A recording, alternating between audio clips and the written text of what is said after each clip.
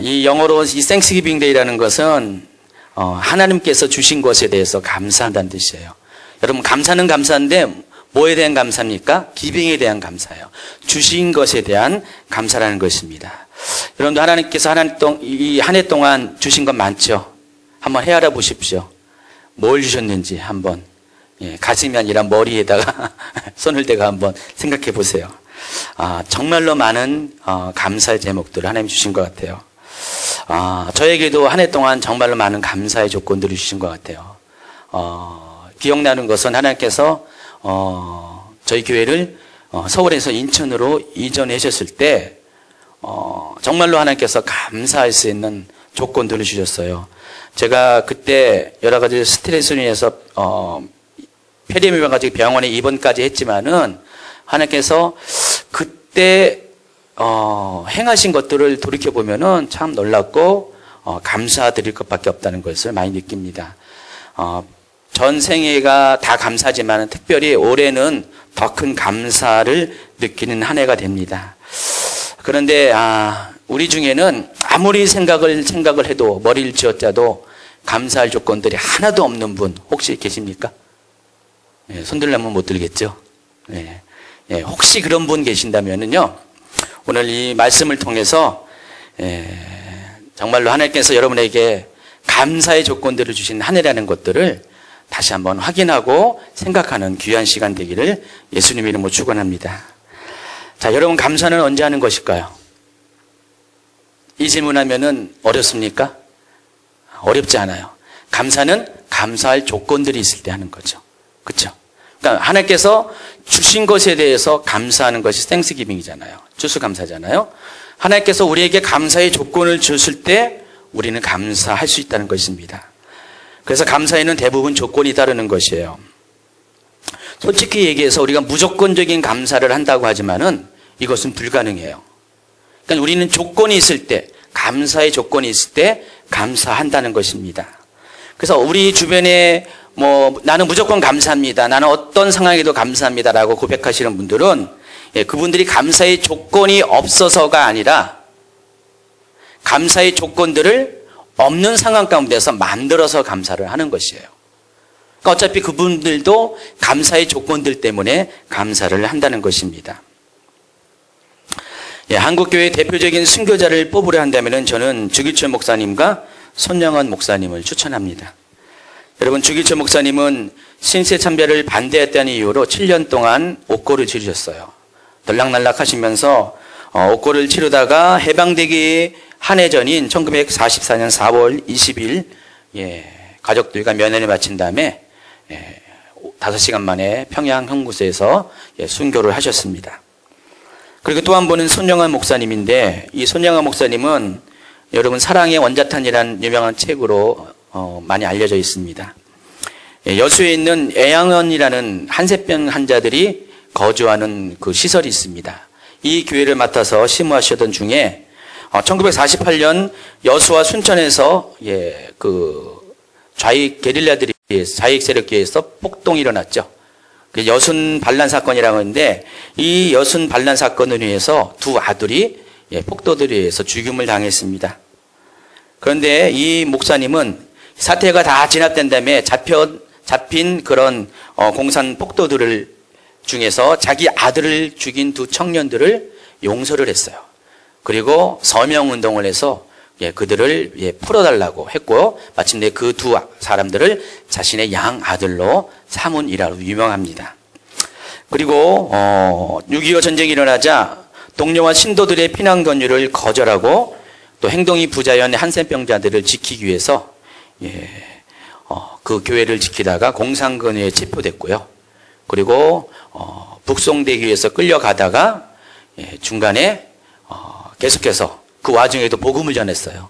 예수 믿으라고 공산당을 향해서 복음을 전하다가 공산당에서 맞아서 다치고, 그리고 그 자리에서 총살을 당해서 순교하셨다는 그런 이야기가 전해지고 있습니다. 그래서 이 두 목사님의 공통점을 제가 한번 헤아려 봤더니, 두 목사님은 네 가지의 공통점이 있더라고요. 첫째는 두 분 모두가 일제히 탄압에 맞춰서 신사참배를 반대하며 신앙의 절개를 지키다가 고초를 당하신 분이에요. 다 옥고를 치르신 분이고, 한 분은 일제에 의해서, 다른 한 분은 공산당에 의해서 순교한 한국교회 대표적인 순교자들 중에 두 분이십니다. 그리고 두 분 모두가 감사할 수 없는 상황에도 감사의 조건을 만들어 하나님께 감사한 분이라는 것. 그리고 마지막으로 두 분 모두가 후대의 사람들이, 믿음의 사람들이 본받을 만한 글을 남겼다는 것. 그래서 제가 오늘 이 두 목사님이 우리에게 남겨준 두 글을 여러분에게 잠시 소개하려고 합니다. 먼저 주기철 목사님의 글입니다. 주기철 목사님이 1938년에 세 번째 옥고를 치른 뒤에 잠시 석방되었어요. 그래서 그가 심의하던 산정교회에서 주일날 설교를 하는데, 이 목사님은 마치 유언과 같은 그런 마음을 가지고 나의 5가지의 기원이라는 그런 주제를 가지고 설교를 했습니다. 그래서 그 5가지의 주기철 목사님의 기원이라는 그 유언적 설교를 여러분에게 먼저 소개할 겁니다. 첫째, 사망의 권세를 이기게 하여 주시옵소서. 나는 바야흐로 사망에 직면하고 있습니다. 죽음을 두려워 의를 버리고 죽음을 면하려고 믿음을 버린 사람이 얼마나 많이 있습니까? 사도 베드로도 죽음을 두려워 예수를 부인하기를 계집종 앞에서 3번씩이나 하였으니 누가 감히 죽음이 무섭지 않다고 장담하겠습니까? 그러나 주님은 나를 위하여 십자가에 달리셨습니다. 머리에는 가시관 2손과 2발에는 쇠봇에 찢어서 최후의 피 한 방울까지 다 쏟으셨습니다. 주님은 나를 위하여 죽으셨거늘 내가 어찌 죽음을 무서워 주님을 모른다고 부인할 수 있겠습니까? 오직 일사각오가 있을 따름입니다. 둘째, 오랜 고난을 견디게 하여 주시옵소서. 칼로 베고 불로 지지는 형벌이라도 한두 번에 죽어진다면 그래도 이길 수 있으나 한 달, 2달, 1년, 2년, 10년이나 계속되는 고난은 도저히 견뎌내기 어렵습니다. 그것도 한 걸음만 뒤로 물러서면 고통도 면하고 오히려 후한상을 준다고 하였는데 그런 거로 많은 사람이 넘어집니다. 하물며 나 같은 약졸이 어떻게 오랜 고난을 견딜 수 있겠습니까? 그런 거로 다만 주님께만 의지합니다. 주님의 십자가만을 바라보고 나아갑니다. 주님을 위하여 이제 오는 십자가를 내가 피하였다가 이 다음 주님께서 너는 내가 준 유일의 유산인 십자가를 어찌하였느냐 물으시면 나는 그 무슨 말로 대답할 수 있겠습니까? 그런 거로 나에게는 일사각오가 있을 따름입니다. 세 번째 기원입니다. 셋째, 어머니와 처자와 교우를 주님께 부탁합니다. 나는 80이 넘은 어머님이 계시고 병든 아내가 있고 어린 자식들이 있습니다. 나를 금지 오겹으로 길러주신 어머니께서 이 몸이 남의 발길에 채이고 매를 맞아 몸이 상할 때 그 가슴이 얼마나 아프시겠습니까? 어머님 생각하여 불효자식이 눈물 뿌리며 기도를 여러 번 올렸습니다. 그러나 어머님을 봉양한다는 구실로 하나님의 계명을 어길 수도 없지 않겠습니까? 남편이 아내를 사랑하고 아내가 남편을 사모함은 인지상정입니다. 내 아내는 병약한 몸으로 일생을 내게 맡겼지만은 나는 남편 된 의미를 감당하지 못하고 있습니다. 아내를 버려두고 잡혀 다니는 이 내 마음 괴롭기 그지없습니다. 병약한 내 아내도 주님께 부탁합니다. 세상에 제 자식을 돌보지 않는 부모가 어디 있으며 자기 아버지를 의지하지 않는 자식이 또 어디 있겠습니까? 나도 4명의 아들 얻은 것이 있습니다. 어린 자식 떼어주고 죽음의 길을 가는 이 내 마음 끝없이 비감합니다. 엄히 죽은 어린 것들을 주님께 부탁합니다. 나는 주님께서 맡기신 내 사랑하는 교우들이 있습니다. 그런데 나는 저들을 뒤에 두고 죽음의 길을 떠나지 않을 수 없습니다. 험한 세상 이리때 중에 내 양들을 두고 갑니다. 이 양들을 대목자상이신 예수님께 부탁합니다. 네 번째 기원입니다. 넷째, 의에 살고 의에 죽게 하여 주시옵소서. 사람이 세상에 태어나서 사람으로서 마땅히 해야 할 의가 있습니다. 나라의 백성이 되어서는 충절의 의가 있고 여자가 되어서는 정절의 의가 있고 그리스도인이 되어서는 그리스도인의 의가 있습니다. 예수를 사랑하여 수레마님 돌에 맞아 죽고 베드로도 두려움 없이 십자가에 거꾸로 달려 죽지 아니했습니까? 그리스도의 신부된 우리는 그리스도만을 사랑해야 합니다. 그리스도를 향한 정절을 그 어떻게 변할 수 있겠습니까? 못합니다. 나는 죽고 또 죽어 10번 다시 죽어도 주님을 사랑합니다. 십자가 주님 주심 십자가 앞에 이 몸을 드립니다. 의에 죽고 의에 삽시다. 예수로 같이 죽고 예수로 같이 삽시다. 마지막 5번째입니다. 내 영혼을 주님께 부탁합니다. 오 주님 예수여, 내 영혼을 주님께 부탁합니다. 십자가를 붙잡고 쓰러질 때 주님 내 영혼을 받으시옵소서. 옥중에서 혹은 사형장에서 그 어디에서든지 내 목숨 끊어질 때 꼭 내 영혼 받아주시옵소서. 하나님의 집은 나의 집, 하나님의 나라는 나의 영원한 고향집이 됩니다. 더러운 땅을 밟던 내 발을 씻겨서 하늘나라 황금길을 걷게 하옵소서. 죄악 세상에서 죄로 물든 내 영혼을 깨끗게 하셔서 하나님 존전에 부끄러움 없이 서게 하여 주시옵소서. 주그치 목사님은요, 이 5가지의 나의 기원이라는 설교를 마치시고요, 곧바로 일제 형사위에서 연행됐다고 합니다. 그리고 몇 년 동안 더욱 심한 고초를 당하시고요. 그리고 마침내 가족 품에 돌아오지 못하고 순교를 하셨다고 합니다. 이번에는 손영은 목사님의 차례입니다. 짧습니다. 손영은 목사님은 두 아들의 그 죽음을 앞에 두고 눈물을 흘리고 슬픈 그런 가슴 아픈 일이지만은 장례식 때 그 두 아들 위해서 10가지의 감사 기도로 드렸고요. 이 기도가 오늘까지 전해지고 있습니다. 제가 읽어드리겠습니다. 첫째, 나 같은 죄인의 혈통에서 순교의 자식들을 나오게 하였으니 하나님께 감사합니다. 둘째, 허단 많은 성도들 중에 어찌 이런 보배들을 주께서 하필 내게 주셨는지 그 점 또한 주께 감사합니다. 셋째, 삼남 삼녀 중에서 가장 아름다운 두 아들 장자와 차자를 바치게 된 나의 축복을 하나님께 감사합니다. 넷째, 한 아들의 순교도 귀하다거늘 하물며 두 아들의 순교율이요 하나님 감사합니다. 다섯째, 예수 믿다가 누워 죽는 것도 큰 복이라거늘 하물며 전도하다 총살 순교당함이리요 하나님 감사합니다. 여섯째, 미국 유학 가려고 준비하던 내 아들 미국보다 더 좋은 천국 갔으니 내 마음 안심되어 하나님 감사합니다. 일곱째, 나의 사랑하는 두 아들을 총살한 원수를 회개시켜 내 아들로 삼고자 하는 사랑의 마음을 주신 하나님께 감사합니다. 여덟째, 내 두 아들의 순교로 말미암아 무한 천국의 아들들이 생길 것이 믿어지니 우리 아버지 하나님께 감사합니다. 아홉째, 이 같은 역경 중에서 이상 8가지 진리와 하나님의 사랑을 찾는 기쁜 마음, 여유 있는 믿음 주신 우리 주 예수 그리스도께 감사합니다. 그리고 끝으로 나에게 분수에 넘치는 과분한 큰 복을 내려주신 하나님께 모든 영광을 돌립니다. 이 일들이 옛날 내 아버지, 어머니가 새벽마다 부르짖던 수십 년간의 눈물로 이루어진 기도의 결정이요 나의 사랑하는 한센병자 형제자매들이 23년간 나와 내 가족을 위해 기도해준 그 성의의 열매로 믿어 의심치 않으며 여러분께도 감사드립니다. 자, 이 손영환 목사님의 기도에도요, 보면은 모든 기도의 끝에는 감사의 언어로 끝을 맺는 것을 볼 수 있습니다. 그런데요, 이분의 이 기도의 내용을 보면서 과연 이분이 정말로 감사할 수 있는 상황 가운데서 감사를 했는가 다시 한번 생각을 해봐요. 아니라는 것이죠. 이분이 당면한 이 상황은 정말로 원망하고 하나님 앞에 원통함을 가지고 기도할 수밖에 없는 상황인데, 근데도 불구하고 이 목사님의 10가지 감사의 제목들을 보면은 그분이 감사의 조건들을 만들어서 하나님께 감사하고 있다는 것들을 알 수가 있다는 것입니다. 우리가 그리스도인이잖아요. 크리스찬이잖아요. 믿음의 사람입니다. 하나님을 믿는 사람입니다. 하나님을 믿는 사람들은 그렇지 않은 사람들과의 감사의 그런 모습이 달라야 한다는 것입니다. 이것이 그리스도의 감사라는 것입니다. 크리스찬의 감사는 감사할 수 없는 상황일지라도 감사의 조건을 만들어 그것을 가지고 감사하는 것, 그것이 크리스찬의 감사라는 것입니다. 그런데 진정한 감사는 사람의 의지와는 구분이 있어야 돼요. 마음으로는 감사하지 않는데 입술로만 감사합니다 라고 말하는 것은 감사가 아니라는 것입니다. 여러분, 진정한 감사는 먼저 마음으로 동의하고 입술로 고백하는 것이 진정한 감사라는 것입니다. 여러분, 믿음에 대해서 우리가 로마서 10장 10절에서 이런 말씀을 해요. 사람이 마음으로 믿어 의에 이르고 입으로 시인하여 구원에 이른다 그랬어요. 이것이 믿음의 구조예요. 자, 믿는다는 것은 먼저 마음에 동함이 있어야 돼요.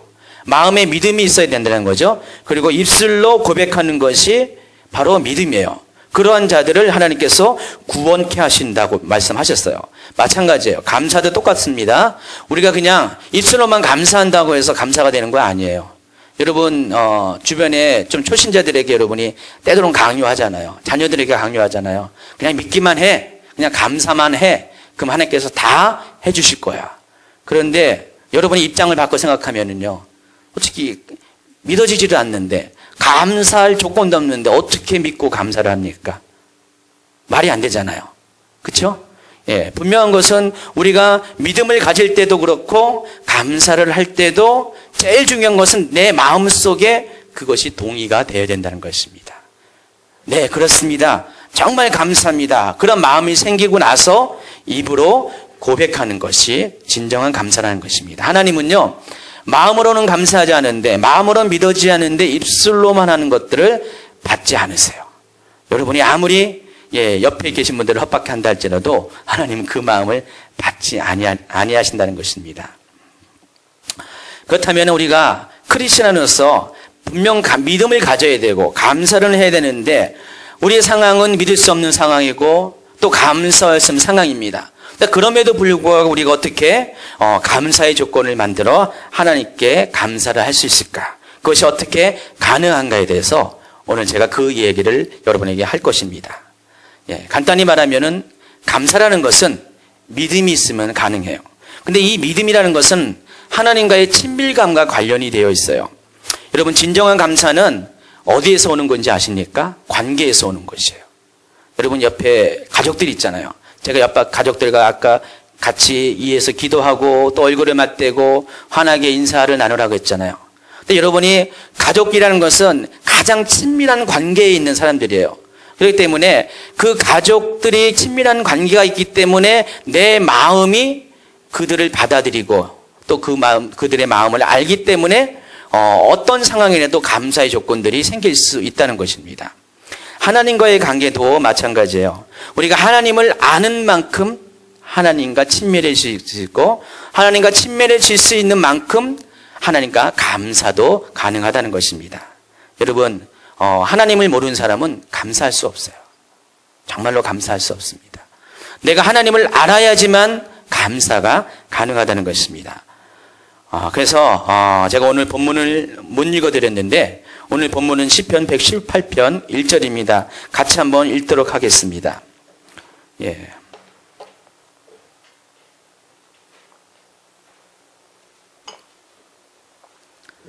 시편 118편 1절은 여러분이 잘 알고 있는 그런 성경 구절 중에 하나입니다. 한번 같이 읽도록 하겠습니다. 여호와께 감사하라. 그는 선하시며 그의 인자심이 영원함이로다. 다시 한번요. 여호와께 감사하라. 그는 선하시며 그의 인자심이 영원함이로다. 자, 오늘 본문에서 시편 기자는 여호와께 감사할 것을 권면합니다. 그러니까 여러분의 가족들이 옆에 계신 분에게 하나님께 감사해 하는 것처럼 지금 감사를 권면을 하고 있습니다. 그런데 그 권면의 뒤에는 분명하게 감사의 조건들이, 이유들이 분명히 나타나고 있어요. 뭐 때문에요? 그는 선하시고 그의 인자심이 영원하기 때문에. 자, 우리가 하나님께 감사한 이유는 다른 것이 아닙니다. 하나님의 선하심과 하나님의 인자심이 영원함 때문에 우리가 감사한다는 것입니다. 다시 한번 얘기하지만은 무조건적인 감사가 아니라는 것입니다. 여기도 분명히 하나님에 대한 감사의 조건들이 나와 있어요. 하나님의 선하심과 하나님의 인자하심이 영원함 때문에 이것이 조건이 되어서 내가 감사하다는 것입니다. 그리고 118편에 쭉 나와 있는 내용들을 보면은요, 계속해서 이 감사의 조건들이 여러 가지로 열거되어 있어요. 5절에 보니까 내가 고통 중에 여호와께 부르짖었더니 여호와께서 응답하시고 나를 넓은 곳에 세우셨다고 했어요. 바로 내가 하나님께 감사할 이유가 뭐냐? 하나님께서 이같이 나의 고통 중에 내가 부르짖었더니 나에게 응답하시고 나를 넓은 곳에 세우셨기 때문에 감사하다는 것입니다. 또 13절에 보니까 너는 나를 밀쳐 넘어뜨리려 하였으나 여호와께서는 나를 도우셨다 그랬어요. 그러니까 하나님께서 나를 도우셨기 때문에 내가 하나님께 감사를 한다는 것입니다. 또 21절에 보니까 주께서 내게 응답하시고 나의 구원이 되셨으니 내가 주께 감사하리다 그랬어요. 자, 이와 같이 보면은요, 우리가 감사할 이유와 조건들이 분명해야지만 우리는 감사할 수 있다는 것입니다. 이 시편 118편 1절의 이 이야기, 똑같은 문장들이 이 시편과 역대상에도 여러 군데 나와 있어요. 똑같이 여호와께 감사하라 그는 선하시며 그의 인자심이 영원함이로다라는 이 문장이 똑같이 나와 있는데 이 문장이 실려 있는 이 시편 구절들 다 보면은 다 동일해요. 이 시편 기자가 하나님께 감사하는 이유에 대해서 계속해서 구체적인 설명이 나와 있다는 것입니다. 자, 이런 걸 보면은 감사라는 것은 하나님을 경험한 사람만이 할 수 있다는 것을 여러분이 아셔야 된다는 것입니다. 하나님을 모르는 사람, 하나님을 만나지 못한 사람, 하나님이 나를 위해서 행하신 것들을 경험하지 못한 사람들은 절대로 감사할 수 없어요. 여러분, 오늘 추수감사절이잖아요. 여기 이렇게 추수감사하는 여러 가지 데코레이션도 했습니다. 추수감사라는 특별한 예배를 드리고 있습니다. 그런데 솔직히 한 해를 아무리 돌아봐도 감사할 조건이 없는데 나보러 어떻게 하라고 하는 그런 마음을 속으로 가진 분들이 계실 것이에요. 옆에 분은 감사하는 것 같은데 나는 솔직히 감사할 조건이 없는데 하나님 앞에 원망이 더 많은데 어떻게 감사를 하라냐, 그런 불편한 마음을 가지고 예배를 드리는 분이 아마 한 명 정도 있을 것 같아요. 한 명. 누군지 모르지만. 그러나 그럼에도 불구하고 우리가 어떤 상황에도 하나님 앞에 감사를 할 수 있는 것은 바로 내가 하나님 앞에 하나님과의 친밀한 관계를 갖기 시작하면은 그때부터 내가 상황은 여전할지라도 감사의 조건들이 생길 수가 있다는 것입니다. 자, 우리가 하나님을 경험한다는 것은 뭘 말하는 것입니까? 하나님이 누구인지를 아는 것이에요. 하나님은 선하시다. 하나님은 인자하시다. 이것은 하나님이 어떤 분이라는 고백이에요. 여러분, 하나님이 선하시다는 것들이 여러분의 마음속에 동의가 되십니까? 하나님이 정말로 인자하시다는 것이 여러분의 마음속에 공감이 됩니까? 자, 그런 분들은 지금 감사라는 말을 할 때 그것이 동의가 되는 것이에요. 하나님 정말 감사합니다라는 그런 동의가 된다는 것입니다. 오늘 제가 정말 차에 오면서 집사람이 저한테 추수감사원금 준비했냐고 그래요. 물론 준비해가지고 제일 먼저 집어넣습니다. 그런데 얼마를 했냐요? 얼마를 했다 그랬습니다. 있는 거 다 털어서 했다 그랬습니다. 근데 저는 그거보다 2배를 하고 싶었어요. 근데 마침 안 됐어요. 그래서 제가 집사람한테 나는 실은 이걸 하고 싶은데 돈이 모자라서 못했다. 그랬더니 나도 똑같은데 하면서 그러면서 지갑 한번 뒤져보라고 그래가지고 지갑을 뒤졌어요. 지갑을 뒤졌더니 원하는 액수가 나왔더라고요. 그러니까 하나님 앞에 우리 마음속에 감사가 있으면은요 정말 진짜 10원, 20원 긁어 모아서라도 내 마음을 재정으로 물질로 표현하고 싶은 그런 욕구가 동기가 생긴다는 것입니다. 그러니까 감사라는 것은요 그냥 우리로 하여금 우리의 마음을 움직이게 하는 그런 힘이 된다는 것입니다. 근데 우리가 이렇게 할 수 있는 것은 다른 것이 아니라 하나님이 내가 어떤 분이라는 것을 내 삶 가운데 경험할 때 이것이 가능하다는 것입니다. 그래서 하나님이 먼저 누구인지 또 하나님이 나를 위해서 어떤 일을 행하셨는지를 내가 알고 경험할 때 그때 비로소 내 마음속에 자연스럽게 감사의 동기들이 생겨난다는 것입니다. 그리고 이 감사의 동기를 가지고 입술로 고백하고 또 행동으로 표현하는 것이 바로 진정한 감사라는 것입니다. 그렇기 때문에 우리 삶 가운데 아무리 생각해도 감사할 조건이 없다고 생각한 사람, 그래서 하나님께 드릴 필요가 없다고 생각하시는 분들은요 여러분 마음속에 다시 한번 점검해 보세요. 내가 경험하는 하나님이 어떤 분인지, 나를 만나주신 하나님이 어떤 분인지, 그 나와 함께 하신 하나님이 어떤 분인지를 여러분 한번 곰곰이 생각해 보시면은요 그것을 통하여 감사의 조건들이 조금씩 만들어진다는 것입니다. 아까 소개해드린 주교철 목사님과 손영아 목사님 같은 순교자들에게 발견되는 공통점이 뭔지 아세요? 그들 모두는 하나님과의 친밀한 그런 관계를 가진 분이라는 것입니다. 아까 주교철 목사님의 4번째 기원에서도 봤듯이 우리를 보고 누구라 그랬습니까? 그리스도의 신부라고 그랬어요. 이 그리스도의 신부라는 것이 요즘 들어서 많이 사람들에게 좀 이렇게 많이 이렇게 좀 깨어있는 그리스도인들에게 입에서 나오는 고백 중에 하나인데 이미 조규철 목사님은 오래전부터 이 표현을 했다는 걸 보고 놀랐어요. 제가 그걸 보고 놀랐어요. 조규철 목사님도 그리스도의 신부라는 표현을 했네. 그래서 하나님 앞에 신부로서의 정절을 지켜야 된다는 고백을 했네 하면서 깜짝 놀랐어요. 자, 이걸 통해서 주길춘 목사님이 얼마나 하나님과의 관계 속에서, 주님과의 관계 속에서 친밀함을 가지고 있다는 것들을 제가 확인하게 됐습니다. 자, 주길춘 목사님이 주님을 위해서 자신의 목숨을 내어주기까지 교회를 사랑하신 그 동기는 다른 것이 아닙니다. 하나님과의 친밀한 관계 때문에 그랬다는 것이에요. 손영환 목사님도 마찬가지예요. 아까 얘기한 그 모든 10가지의 감사 기도 제목을 보면은 거의 대부분은 평범한 우리가 생각하기에 감사의 조건들이 아니에요. 그러나 우리 손영환 목사님은 그 가운데서도 감사의 조건들을 발견하실 수 있었어요. 그 이유가 다른 것이 아닙니다.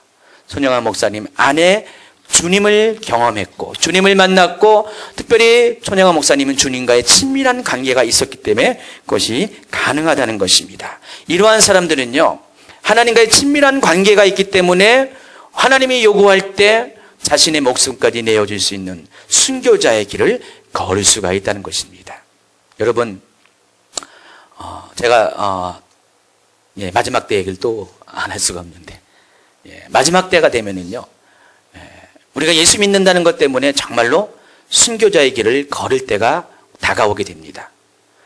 요한계시록 14장에 보면은요, 14만 4천에 대한 이야기가 나올 때 그 14만 4천의 조건 중에 몇 가지 조건인데 그 중에 하나가 뭐냐?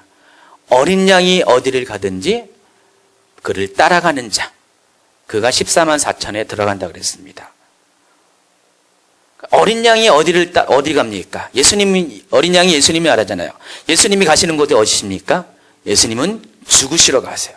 십자가를 지시러 가시는데 바로 그와 같이 예수님이 가는 그 길을 따라가는 자가 14만 4천에 든다고 말씀을 하고 있어요. 다시 말해서 순교자가 14만 4천에 들어간다고 성경은 말씀하고 있습니다. 하나님께서는요, 우리 가운데 많은 것을 요구하진 않으세요. 하나님께서 우리에게 뭐 해라 우리 육신의 부모처럼 청소해라, 빨래해라, 공부해라, 잠자라, 일찍 일어나라 잔소리 하시는 분이 아니세요. 그러나 하나님께서 우리에게 요구하신 건 단 한 가지가 있는데 그건 다른 것이 아니라 내가 너를 사랑한 것처럼 너도 나를 사랑하는 자, 그 한 가지만을 우리에게 확인하길 원했어요. 그래서 우리가 그 하나님의 사랑을 가지고 우리도 하나님을 사랑할 때 하나님과 우리의 사이에 친밀감이 생기고요, 하나님과 우리의 사이에 거리가 가까워지게 됩니다. 그때부터 우리는 하나님에 대해서 알기를 원하고 하나님에 대해서 경험하기를 원하는 욕구들이 많이 생기게 될 겁니다. 자, 그러한 삶을 경험한 사람, 그런 믿음의 과정을 경험한 사람들은요, 어떤 상황이 올지라도 이전과는 달리 감사의 조건들을 만들 수 있는 능력이 생긴다는 것입니다. 그리고 그들은 핍박과 죽음 가운데서도 자신을 내어주고 어린 양이 어디를 가든지 따라갈 수 있는 용기를 가진, 믿음이 가질 사람들이 된다는 것입니다. 그렇기 때문에 우리 가운데 우리가 감사를 원한다면은, 여러분의 삶이 감사의 삶으로 살기를 원한다면은 여러분이 먼저 점검해야 될 것이 있어요. 과연 내 안에 하나님과의 친밀감을 가지고 있는가? 수많은 교회와 수많은 성도들이 있지만은 얼마나 많은 사람들이 과연 하나님 앞에 친밀감을 고백하며 그리스도가 나의 신부라는 것, 내가 그리스도의 신부라는 그 고백에 대해서 부끄러워하지 않는 사람들이 얼마나 많은지 저는 정말로 궁금합니다. 우리가 이런 고백을 할 수 있는 사람은 다른 사람이 아닙니다. 하나님에 대해서 늘 알기를 목마르하고 하나님이 누구인가에 대해서 늘 관심을 가진 그런 사람들이 그것이 가능하다는 것입니다. 그리고 그런 사람들에게 오늘 추수감사절 같은 이런 특별한 날뿐만 아니라 1년 365일 모든 시간마다, 모든 상황마다 하나님과의 관계 속에서 내가 정말로 하나님께 감사하다는 그 조건들이 저절로 만들어지게 된다는 것입니다. 감사는요, 강요가 되어서는 안 돼요. 다그쳐서 감사하라고 감사할 수 있는 것은 절대 아니라는 것입니다. 여러분, 저희도 자녀들을 키우지만은 몇 가지 어떤 가이드라인을 제시하지만은 하나님 관계 속에서 저희가 하는 만큼 하나님과의 관계 속에서 그런 의무를 요구하지 않아요. 저희는 하나님과의 관계 속에서 그만큼의 친밀함이 있기 때문에 우리는 친밀함대로 하나님과의 관계를 만들어 가지만은 저희 자녀는 저희와는 아직은 다르잖아요. 하나님을 저보다 덜 경험했고요. 덜 만났어요. 하나님이 어떤 분이라는 것들을 체험 가운데 덜 경험했다는 것입니다. 그렇기 때문에 제 수준에서 요구할 수 없어요. 그러나 기도는 합니다. 하나님, 제가 하나님을 만난 것처럼, 제가 하나님을 경험한 것처럼 나의 자녀들도 그렇게 하나님을 알아가길 원합니다. 하나님을 만나가길 원합니다. 그래서 때때로 저는요, 제가 만난 하나님, 제가 경험한 하나님은 아이들에게 막 소개해요. 듣든 말든 옆에서 우리 하영아, 채영아 하면서 하나님이 이번에 이렇게 하셨어, 이렇게 하셨어. 그럼 우리 채영 같은 경우는 그래, 그래요. 근데 나중에 알고 보면은 마음속에 기다마 듣고 있었더라고요. 처음에는 그냥 얼렁뚱땅 그냥 넘어가는 줄 알았더니 나중에 알고 보니까 마음속에 담아 있더라고요. 그러니까 우리가 하나님을 경험하고 또 만나는 만큼 우리가 감사도 자동적으로 마음속에서 나온다는 것입니다. 그래서 우리가 하나님께 감사하기 위해서는요, 우리가 한 가지를 집중해야 되는 것입니다. 내가 감사와 하나님과의 친밀함과 비례된다는 것을 알았다면은 내 삶 가운데 정말로 하나님께 귀한 감사를 드리기 위해서는 내가 하나님과 정말로 친밀해질 수 있는 그런 삶을 살아야 된다는 것입니다. 자, 우리 중에 아직도 하나님을 잘 모르는 분들이 있을 것이에요.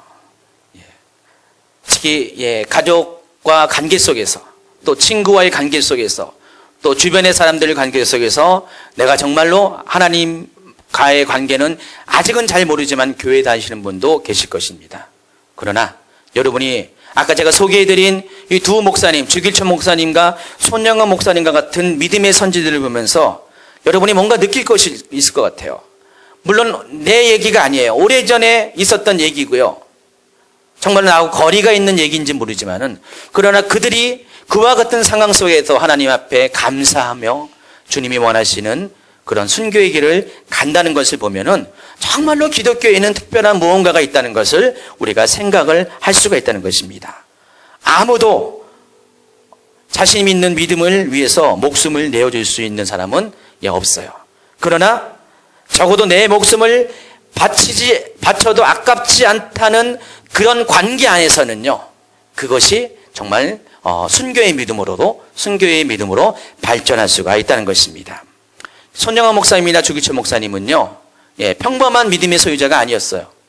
그는 순교의 믿음을 가진 사람이었는데, 그 순교의 믿음을 가진 원인이 다른 것이 아니라, 계속해서 반복적으로 얘기하지만은 그들이 하나님과의 관계 속에서 정말로 친밀함이 있었기 때문에 그것이 가능하다는 것입니다.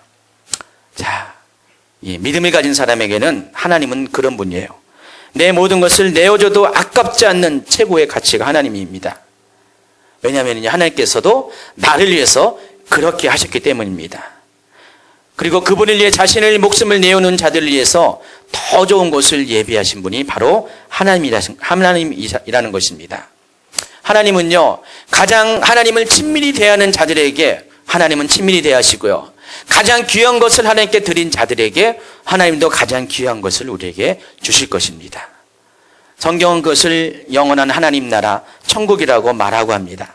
우리가 장차 하나님과 친밀함을 누리는 그것이 하나님의 나라인데, 이 하나님의 나라는 어떤 자들이 가냐?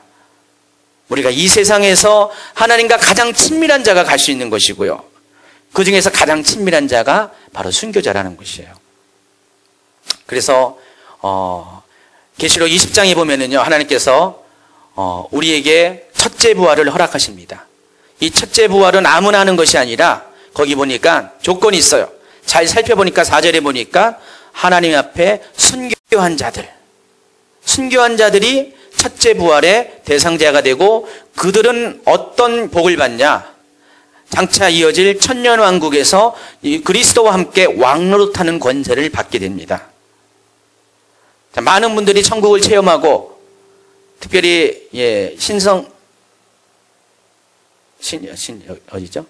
중년교회 신성조 목사님이 우리 카페에도 올려놨잖아요. 신성조 목사님이 꿈을 꾸면서, 환상과 꿈을 통해서 천국 체험을 하셨는데, 그 천국 체험에 그 내용을 보면은 하나님 보좌 앞에 10개의 계단이 있다고 그랬어요. 제단이 있는데 그 제단마다 사람들이 앉아 있는데, 가장 하나님 가까이 있는 그 제단에 앉은 사람을 보니까 순교자라고 하더라고요.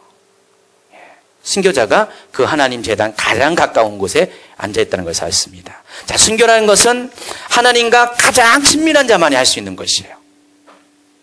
그렇기 때문에 하나님은 그를 하나님 보좌 가장 가까운 곳에 있게 한다는 것입니다. 우리가 하나님 나라에 대해서 상급에 대해서 이야기를 합니다. 어떤 사람은 여러 가지 물질적인 것을 표현하지만은요, 하나님의 나라의 가장 큰 상급은 어떤 것인가? 하나님 보좌 가장 가까운 곳에 앉아 있을 수 있는 권세, 이것이 가장 큰 상급이라는 것입니다. 이러한 자들이 하나님 앞에 친밀한 자이기 때문에 하나님도 친밀하게 그들을 대하신다는 것입니다. 자, 오늘 말씀을 제가 다시 한번 정리하면은요, 하나님께서 우리에게 감사의 조건을 주셔서 우리를 감사하게 합니다. 그러나 때로는 감사할 수 없는 조건들을, 환경들을 주실 때가 있어요. 그러나 그럼에도 불구하고 하나님 앞에 친밀한 관계를 가진 사람은 그러한 상황에서도 오히려 감사의 조건을 더 가진 사람보다 더 큰 감사를 드릴 수가 있다는 것입니다. 자, 그 이유는 하나님을 알기 때문에 그래요. 하나님을 경험했기 때문에 그래요. 그래서 하나님이 누구인지, 나에게 어떤 일을 행하신 것인지를 그런 고백할 수 있기 때문에 그런 감사를 드릴 수가 있다는 것입니다. 여러분, 한 해 동안 정말로 좋은 일, 나쁜 일, 또 신나는 일, 어려운 일을 다 골고루 겪어왔어요. 그 가운데 여러분이 믿음 생활도 하셨고요. 또 하나님과의 관계도 만들어 왔습니다. 여러분이 돌이켜보면은 그동안은 과연 내가 하나님 앞에 어떤 마음에서 어떤 동기를 가지고 감사를 했는가를 한번 점검해 보세요. 정말 내가 복을 받기 위해서, 감사하는 자가 복이 있다고 했으니까 복을 받기 위해서 감사를 했는지, 아니면 주변에 그런 사랑하는 자들의 겉면에 의해서 난 잘 모르지만은 그냥 감사해, 그러니까 감사를 했는지 한번 점검을 해보세요. 아니면은 정말로 하나님께서 나에게 실제적으로 어떤 것을 통해서, 눈에 보이는 어떤 것을 통해서 나를 도와주셨고 나를 공급해 주기 때문에 감사했는지.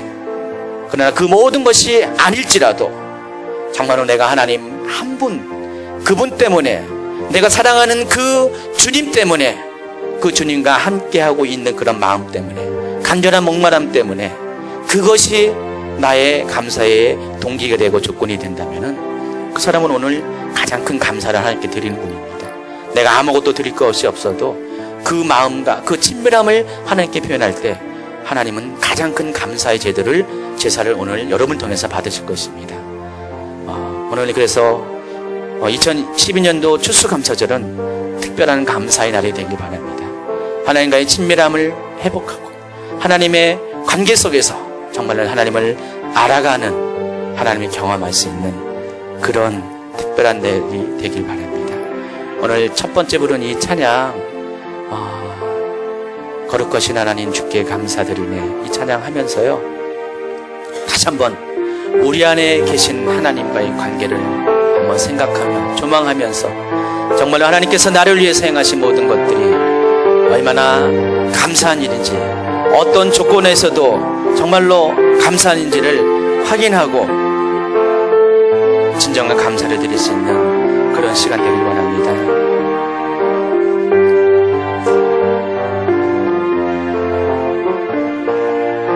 거룩하신 하나님, 거룩하신 하나님 주께 감사드리세. 날 위해 이 땅에 오신 독생자 예수, 나의 맘과 뜻 다해 주를 사랑합니다. 날 위해 이 땅에 오신 독생자 예수, 내가 약할 때 강함 주고 가난할 때 우리를 부욕해 하신 나의 주 감사. 내가 약할 때 강함 주고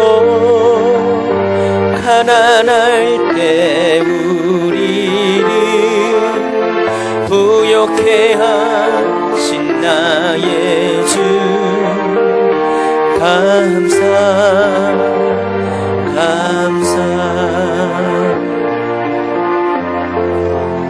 우리 이 시간에 기도합니다. 하나님 정말 감사합니다. 내게 생명 주시고자 자신의 생명을 내어주시기까지 나를 사랑하시고 또 지금도 성령을 통하여서 끝까지 나를 사랑하시는 나의 하나님 아버지에 감사드립니다. 내가 약할 때 주님은 강함을 주셨습니다. 내가 부족할 때 나를 부요케 하셨습니다. 내가 어림소금 속에 있을 때 하나님의 지혜로 나를 이끌어 주셨습니다. 때로는 내가 주님을 배반하고 주님을 멀리할 때도 끝까지 주님은 나를 기다려 주셨고 나를 지지해 주셨습니다. 하나님 돌이켜보면은 내가 걸어온 모든 순간순간 어느 것도 감사의 조건이 아닐 수 없음을 고백합니다. 하나님 모든 것이 주님의 은혜요 주님의 사랑이기 때문에 내 평생을 바쳐서도 내게 있는 만입을 통해서라도 주님께 감사를 고백하고 싶습니다. 오늘 하나님 나의 일생 가운데 정말로 중심에서 드리는 감사의 고백을 오늘 하나님께 드리게 하여 주시옵소서. 하나님 감사합니다. 하나님 감사합니다. 계속적인 고백을 하게 하여 주시옵소서. 내 입술의 고백뿐만 아니라 내 마음과 내 영의 고백이 되어지게 하여 주시옵소서. 하나님은 이 감사의 제사를 가장 기뻐하실 것입니다. 하나님이 이 감사의 제사를 통하여서 우리의 마음을 느끼실 것입니다. 그래서 하나님은 우리 감사하는 자들에게 또한 새로운 감사의 조건들을 우리에게 만들어 주실 것입니다. 최고의 감사의 조건들은 바로 우리가 하나님의 거룩한 보좌 가까이에 서는 것인데 그들이 누구입니까? 하나님 자신의 목숨을 내주기까지 어떤 상황이라도 주님을 감사하는 그런 자들이 아닙니까? 하나님 오늘 내가 그러한 자가 되길 원합니다. 내가 이 시대에 정말로 하나님의 순교자와 같은 그런 마음을 가지고 감사하는 믿음의 제사를 드리게 하여 주시옵소서. 여러분 시간에 한 1, 2분 동안 하나님께 개인적으로 기도할 때 감사의 그런 조건들을 생각하시고 그것을 마음으로 믿고 입술로 고백하는 시간 되길 바랍니다. 생각이 나지 않는 분들은요, 하나님 감사합니다. 계속해서 그 감사의 고백들을 하나님께 올려드리는 시간 우리 1, 2분 동안 잠시 갖도록 하겠습니다. 하나님 감사합니다.